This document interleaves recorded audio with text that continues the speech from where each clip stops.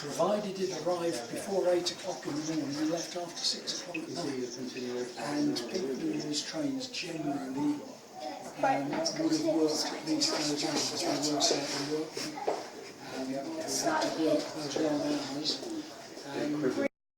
80 years ago, you'd fish, go out on an evening or overnight, and you'd catch your fish, bring it back to a place like Brixham Harbour in the morning, and driven at express train speeds to the cities all 2 o'clock.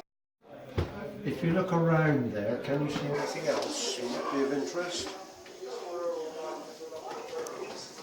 Can you see a fork stuck in the ground? Oh, I can, just in front of the wheelbarrow. No, behind it, towards the fence.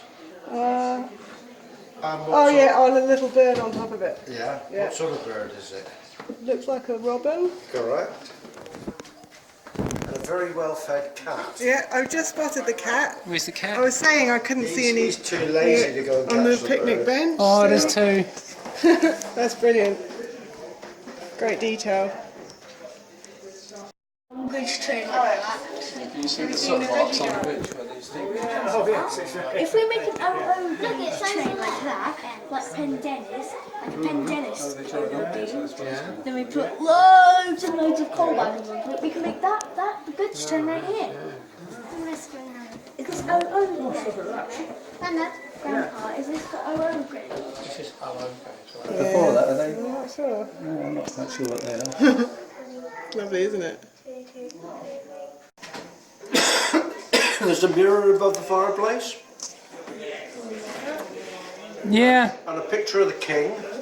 right. Now the story behind the mirror is that Roy went to a ironmonger's glazier in Abingdon. Said to the chap, "Do you cut mirrors?" Yeah, certainly, sir. Well, it took him several goes to cut one that small. Flynn's at that, he's just like a step, but you know,